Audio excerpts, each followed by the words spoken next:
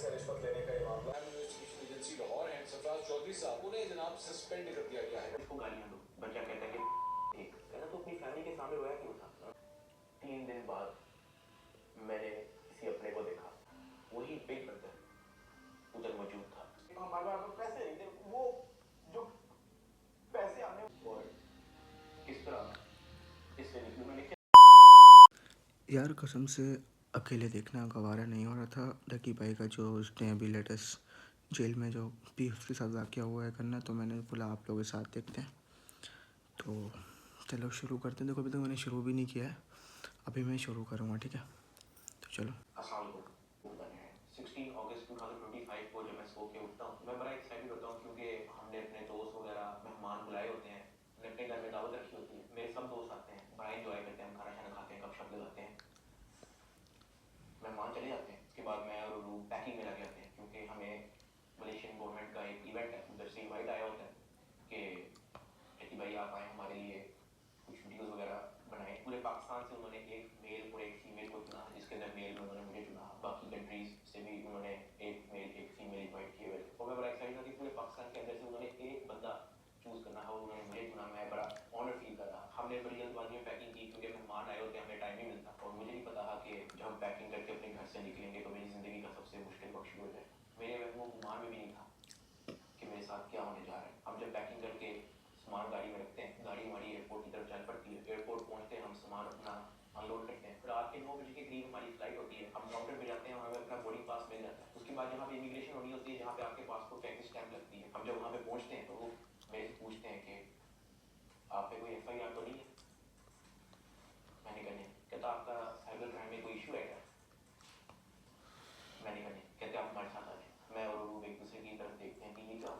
हम किसी को ऑन टाइम ज़्यादा इन्फॉर्म ही नहीं कर पाते हैं। मैंने ज़िया को सिर्फ मैसेज कर दिया था कि इस तरह से इशू हो गया तो शायद हम फ्लाई ना कर पाएँ, तो आप प्लीज़ गाड़ी जो है वो एयरपोर्ट ले आओ और हमें यहाँ पे चेक कर लो। हमें लगा कि शायद हमें बस सिर्फ फ्लाई नहीं करने देंगे और हम घर जा सकें। 5-10 मिनट के बाद इमिग्रेशन वाले हमसे हमारे मोबाइल ले लेते हैं, कहते हैं कि इसको प्लेन मोड पे लगा और अरूप की तरफ वो इशारा करते हैं कि अगर आप जाना चाह रही हैं मलेशिया तो आप जा सकते हैं। और उसने कहा नहीं, अगर साथ मेरे साथ जा रहा है तो मैं चले जाती हूँ, वरना मैं इधर ही ठीक हूँ। शायद ये मेरी गलती थी, मुझे उसको जाने देना चाहिए था क्योंकि उसके बाद जिस चीज़ से मेरी फैमिली ने गो थ्रू किया, मैंने यही रिग्रेट किया कि मुझे रूप को मलेशिया भेज देना चाहिए। इमिग्रेशन वाले हमें एक रूम में बैठाए थे, मैं और रूप बस आपस में गपशप लगा रहे होते हैं कि कोई नहीं कल चले जाएंगे, कोई दोबारा टिकट करा के परसों चले जाएंगे, इवेंट भी 2 दिन के बाद है, कल चले जाएंगे। हम आपस में यही डिस्कस कर रहे थे। बिल्कुल मेरे अंदर इतना सा भी गुमान नहीं था कि असल में इशू क्या। 1 घंटे के बाद इमिग्रेशन वाले आते हैं, वो कहते हैं कि आ जाए हमारे साथ। एयरपोर्ट के बाहर MCCI की टीम आई होती है, मुझे वो हथकड़ी लगाते हैं, मेरी गाड़ी में बैठा देते हैं। अरूप कहती है कि मैंने भी साथ आना है। मैंने उसको कहा नहीं, तुम घर चली जाओ, मुझे नहीं पता क्या सीन है, मैं हैंडल कर लूँ। वो गाड़ी भी चल पड़ी थी, गाड़ी सीधा चलेगी NCCI ऑफिस बुलबर्ड। इस वक्त यूट्यूबर डकी भाई की गिरफ्तारी का हर तरफ चर्चा है। डकी भाई को लाहौर एयरपोर्ट पर उस वक्त गिरफ्तार किया गया जब अब इन्होंने मुल्क जा रहा था। NCCI लाहौर ने मारूफ यूट्यूबर साधु रहमान और डकी भाई के खिलाफ मुख्तलिफ इल्जामात के तहत मुकदमा दर्ज कर लिया। साइबर क्राइम एजेंसी ने यूट्यूबर साध और डकी भाई के खिलाफ मुकदमा दर्ज कर लिया है। मशहूर यूट्यूबर डकी भाई कल रात से गिरफ्तार है। पाकिस्तान के सबसे मशहूर यूट्यूबर डकी भाई एक बार फिर बड़ी मुश्किल में फंस गए हैं। मुलजिम को गुज़श्ता रात लाहौर एयरपोर्ट से गिरफ्तार किया गया था। यूट्यूबर डकी भाई बड़ी मुश्किल, हुक्म जारी, बदाओं के लिए बुरी खबर। डकी भाई डकी भाई डकी भाई डकी भाई डकी भाई। रात के तकरीबन 11 बजे हम NCCI ऑफिस पहुंच जाते हैं। हथकड़ी मुझे लगी हुई थी, मुझे ऊपर एक रूम में लेके गए। जब मैं NCCI के ऑफिस पहुंचता हूं तो वहां पे 6-7 ऑफिसर्स बैठे होते हैं, मेरी हथकड़ी को खोल देते हैं, मुझे कुर्सी पर बिठा देते हैं और मेरी इंटेरोगेशन शुरू हो जाती है। वहां पे मेरे से क्वेश्चन करते हैं एप्लीकेशंस के प्रमोशन के बारे में। वहां पे ये सोचे कि मैं कुछ छुपा रहा हूं। मेरा 23 दिन का रिमांड लिया गया। वो सारी इन्वेस्टिगेशन मैंने पहले 23 मिनट के अंदर ले ली। कई घंटे गुजर जाते हैं और तमाम ऑफिसर्स मेरी इंक्वायरी लेके चले जाते हैं, सवाई एक MI है तेरे पीछे, क्या क्या एजेंसी है, कहता तुझे पता नहीं है कि तू लेके आती है। तो वो मेरे पे ये इंप्रेशन डाला कि हाथ ठिकाना जो है वो मेरे पीछे पड़ गया। साथ ही कहता कि लेकिन अगर आप हमारे साथ कॉपरेट करेंगे तो हम आपके साथ कॉपरेट करेंगे। लेकिन मेरे पास जवाब किसी नहीं था। फिर उन्होंने मेरे पे FIR दे दी, मुझे हवालात में बंद कर दिया। मैंने जिंदगी में कभी हवालात नहीं देखी थी। उस रात मैं नहीं सोया, मैं जागकर रात रोशनी होगी। हवालात में सिर्फ एक ही लड़का था, मैंने उससे भी कोई ज़्यादा बातचीत नहीं की। सुबह 10-11 बजे के करीब एक बंदा आया, उन्होंने मुझे हथकड़ी लगाई और मुझे कोर्ट ले गए कि आपको जज साहब के सामने पेश करना है। मेरी फैमिली में से किसी भी बंदे ने आज तक कोई कोर्ट, कोई कचहरी, कोई पुलिस स्टेशन, कोई हवालात, कोई थाने, उनमें से किसी चीज़ का उनको नहीं था पता। जज साहब ने 2 दिन का रिमांड दे दिया।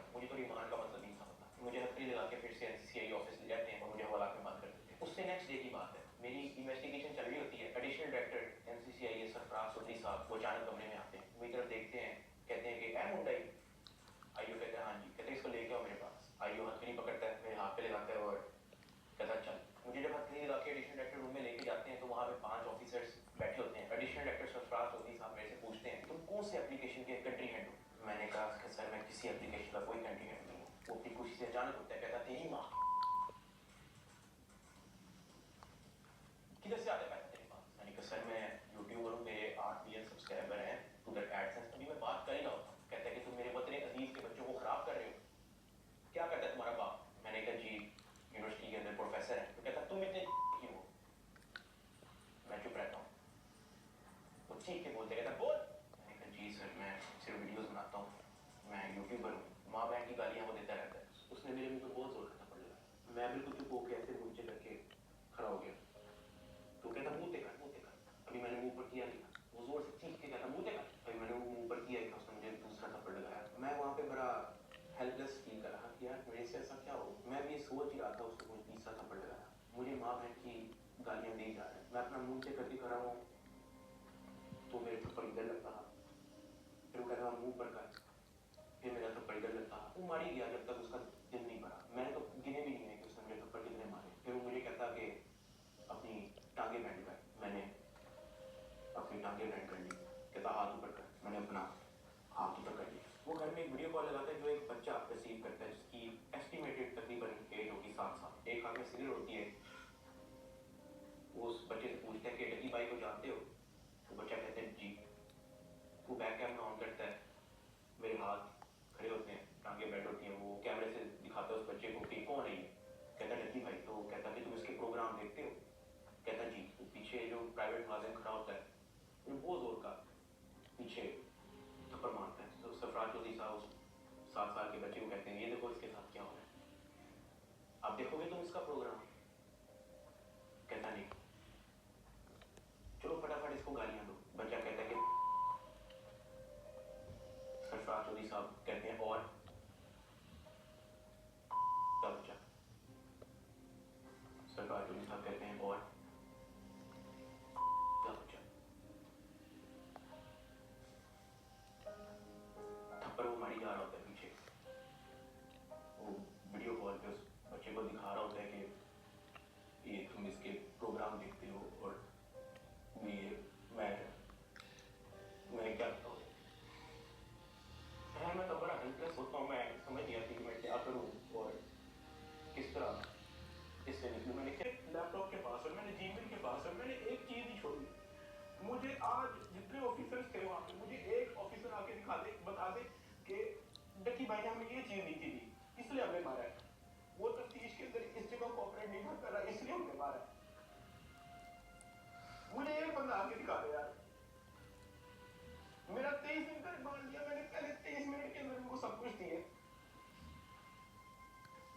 मुझे ऊपर ले गए। मेरे से एक बंदा मिलने आया हुआ था। यार खुदा की कसम मौला की कसम नहीं देखा यार, रोना आ रहा है।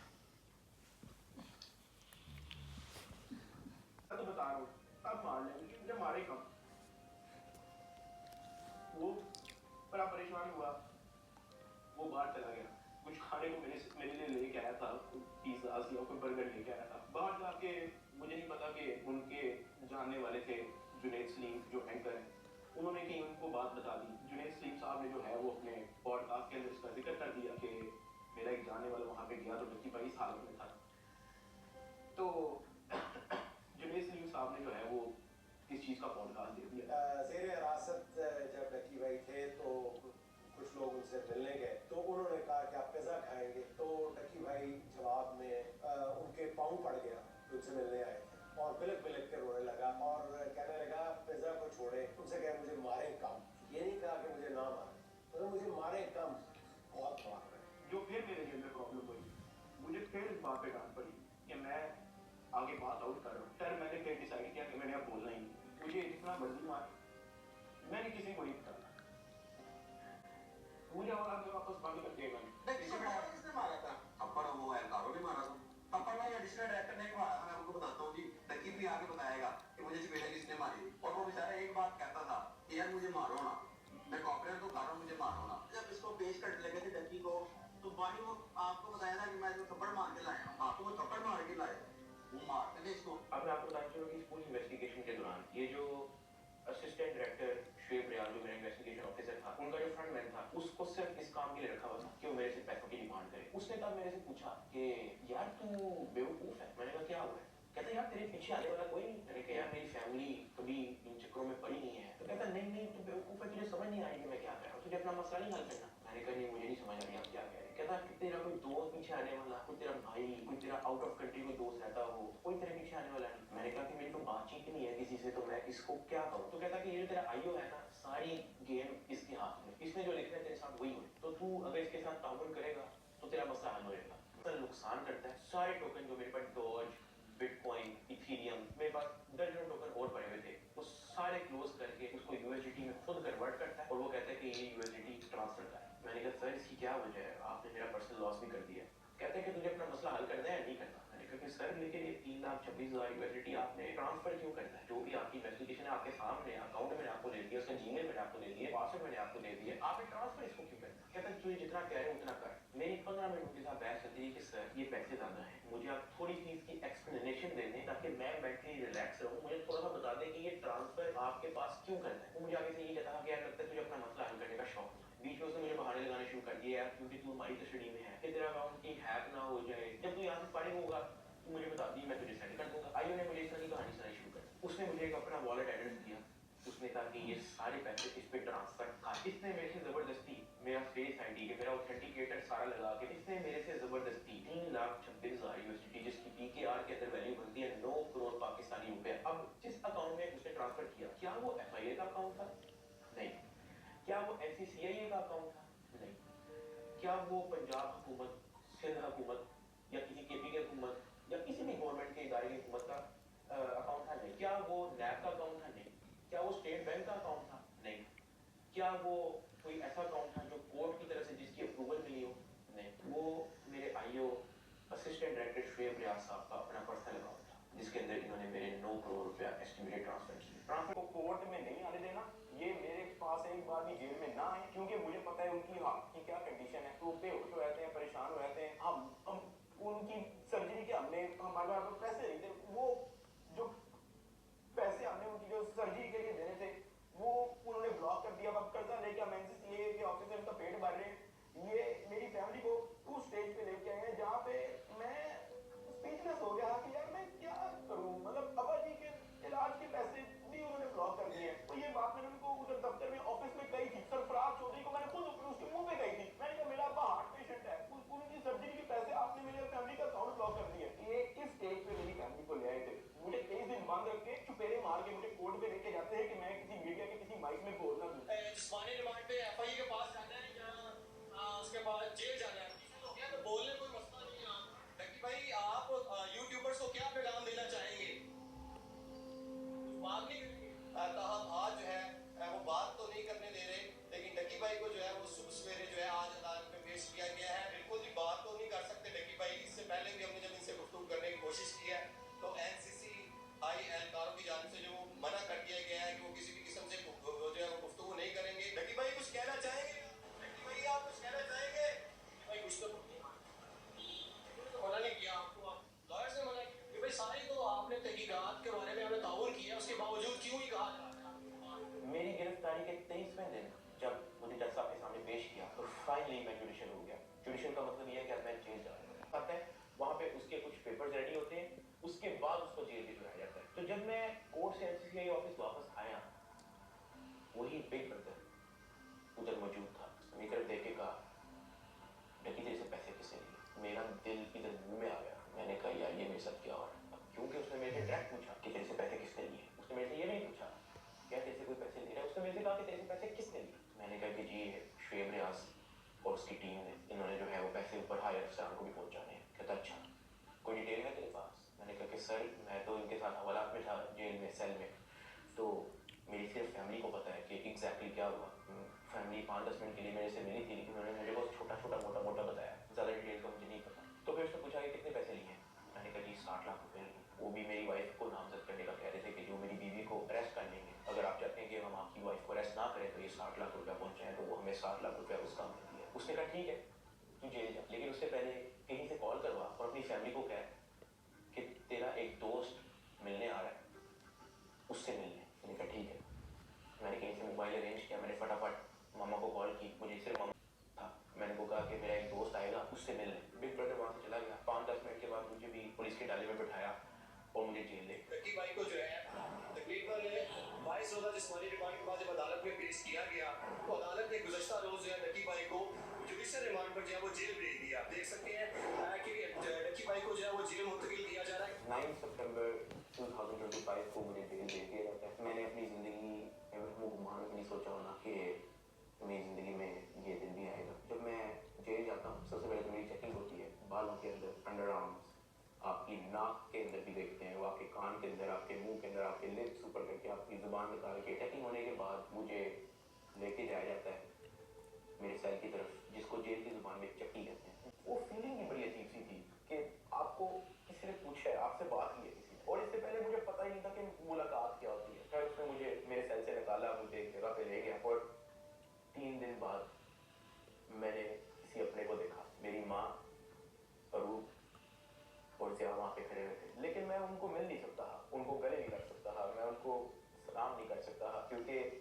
हमारे दरमियान में शीशा लगा हुआ था। उनकी तरफ एक लैंडलाइन पड़ा हुआ था, एक लैंडलाइन मेरी तरफ पड़ा हुआ था और उस लैंडलाइन में ही आप बात कर सकते हो। मैंने ज़िंदगी में इतना बेबस फील नहीं किया। 10 दिन के बाद एक इंचार्ज फिर से आया चिट लेके, कहता सादर मान के रही। मैंने कहा जी सर, मैं कहता आ तेरी मुलाकात। मुझे लगा मेरी फैमिली है, लेकिन जब मैं उधर पहुंचा तो वही बिग ब्रदर मेरे से मिलने आया था। खैर उसने कॉल उठाई, कहता कैसा है डकी? मैंने कहा सर मैं बिल्कुल ठीक। कहता तो अपनी फैमिली के सामने रोया क्यों था? मैं उनसे मिलने गया तो वो मेरी माँ कह रही थी कि वो रो रहा था उधर। मैंने कहा सर मैं बस थोड़ा इमोशनल हो गया उनको देख के। कहता नहीं हो, पता है जेल हो गई है तुझे तो क्या हो गया? अंदर बैठ के घर वालों को तो नहीं ना परेशान करना, उनके सामने मुस्कुरा के जाया कर, हंसता खेलता उनके साथ शुगर लगाया कर।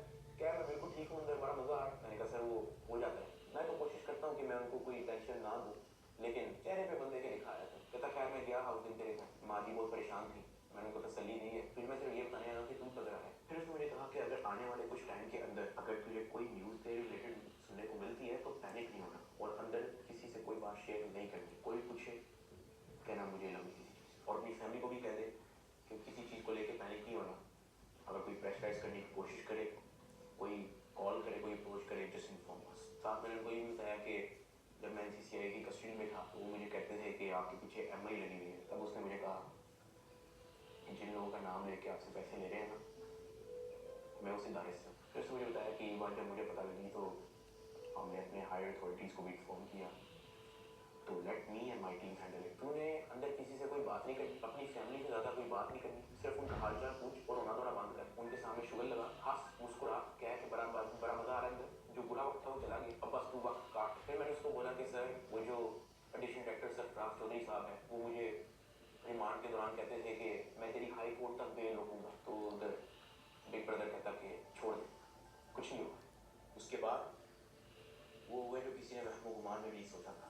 ये मुकदमा दर्ज करवाने वाला कोई और नहीं बल्कि डिप्टी डायरेक्टर सरफराज चौधरी है, जिसने डकी को गिरफ्तार किया और उसको दुनिया का सबसे बड़ा मुजरम बनाकर पेश किया। इस डायरेक्टर को आज सस्पेंड कर दिया गया है। Additional director national cyber crime investigation agency Lahore हैं सरफराज चौधरी साहब, उन्हें जनाब सस्पेंड कर दिया गया है। पूरी तैयारी है की बेल कैंसिल करवा रहे हैं। डकी भाई के खिलाफ कार्रवाई करने वाले NCCI के एहलकार ऑफिसर सरफराज चौधरी साहब को मुअत्तल कर दिया गया। उसके बाद वो चीजें हुई हैं, वो चीजें हुई हैं मैंने अपने वहमो गुमान में नहीं सोचा था। मैं जब 23 दिन रिमांड में था मैं इतना मायूस हो गया था, मैं अल्लाह पाक से भीख मांगता था कि या अल्लाह मुझे रास्ता दिखा, या अल्लाह मुझे इस झंझट से निकाल दे, या अल्लाह सब कुछ तेरे सामने। मैं किसी जगह नहीं, मेरी फैमिली किसी जगह नहीं, हम फंस चुके हैं, हम गीदों में फंसे हैं, या अल्लाह मुझे यहाँ से निकाल दे। मैं हाथ जोड़ के भीख मांगता। NCCI अफसरान की गिरफ्तारी पर मुकदमा यूट्यूबर डकी भाई के अहलिया अरूप जतोई की मुद्दत में दर्ज किया गया। डकी भाई की फैमिली से रिश्वत लेने का ये मामला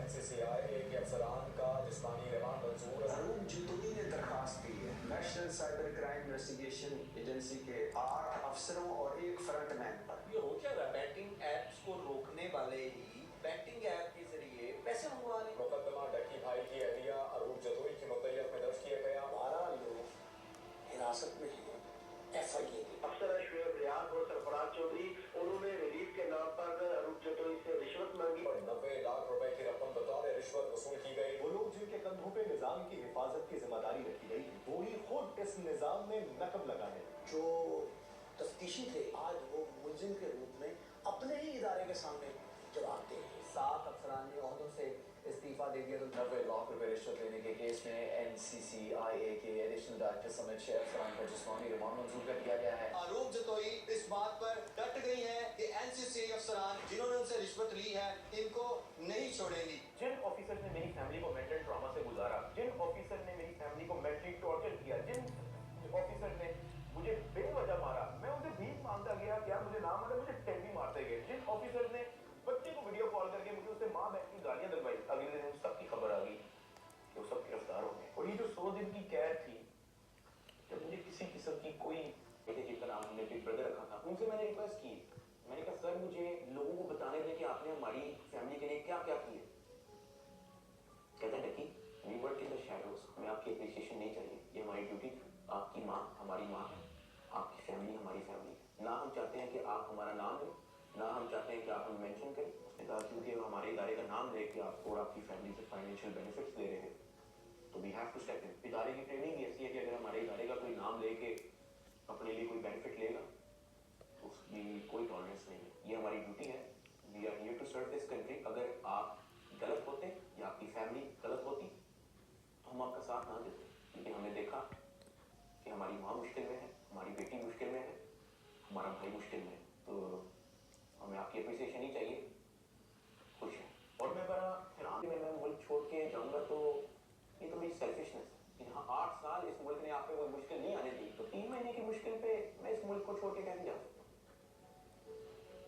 मैं इधर ही, मैं कहीं नहीं जा रहा। पाकिस्तान ने ही मेरे सब कुछ दिया, पाकिस्तान में ही मैं रहूँगा। यहाँ पे मैं वीडियो को एंड कर रहा हूँ। इस पूरे 100 दिन के अंदर मैंने बहुत कुछ सीखा। कोई भी आपके पीछे नहीं आता आपकी फैमिली के अलावा। मेरी माँ कोर्ट के धक्के खाती भी है, उनका क्या काम है कोर्ट में? उन्होंने कौन सा वहाँ पे कोई बयान देना है या कोई स्टेटमेंट देनी है, या वो कौन सी वकील है जो उनका कोर्ट में कोई काम है? उससे वहाँ पे इसलिए आती है कि मुझे कोई 30-40 सेकंड के लिए अपने बेटे की झलक देखने को मिल जाए, मैं बस देख लूँ यार मेरा बेटा ठीक है, सिर्फ इसलिए आती है। एक दिन भी मैंने मिस नहीं किया। आज के दौर में जहाँ वफादारी तो मजाक बन के रह गई है और वो मेरे साथ एंड तक खड़ी है, उसको डराया गया, धमकाया गया, ब्लैकमेल किया गया। इवन एक पॉइंट मैंने इसको ये भी कहा था कि जब तक ये मैटर हल नहीं होता तुम आउट ऑफ कंट्री चले जाओ, और तब भी मेरे साथ खड़ी है। मैं जेल में था और मेरे लिए मर्दों से लड़ती रही है, और सही बताऊं तो कोई भी नहीं करता ऐसा।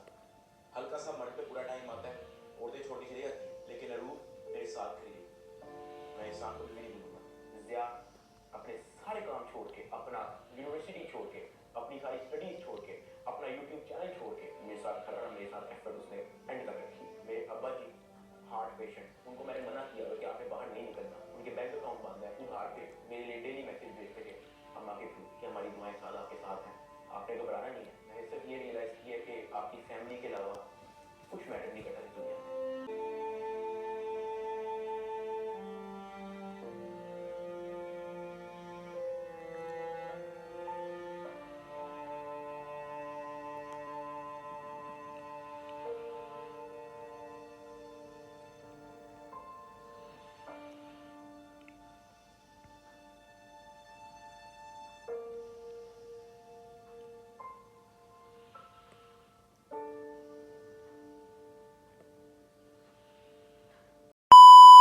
सो यार दैट्स इट, वीडियो का पार्ट यहीं तक था। आपने भी डकी भाई की स्टोरी सुनी, मैंने भी सुनी, मुझे भी उतना ही दुख हुआ जितना आपको हुआ। तो यार हम अल्लाह से यही दुआ करते हैं कि अल्लाह जल्द से जल्द डकी भाई को इस गमों से मतलब निकलने की तौफीक अता फरमाए, और जितने भी उनके ऊपर ये मुसीबत आए वो अगली बार कभी किसी भी यूट्यूबर के ऊपर या किसी भी आम इंसान के ऊपर कभी ना आए। ठीक है, तो वीडियो का पार्ट यहीं तक था। अगर वीडियो अच्छा लगा तो एक लाइक, एक शेयर एंड कमेंट्स लाजमी कर देना, चैनल को सब्सक्राइब लाजमी कर देना। और डकी भाई वी सपोर्ट यू, ओके, ये कमेंट में लाजमी लिख के जाना। तब तक के लिए अल्लाह हाफिज़।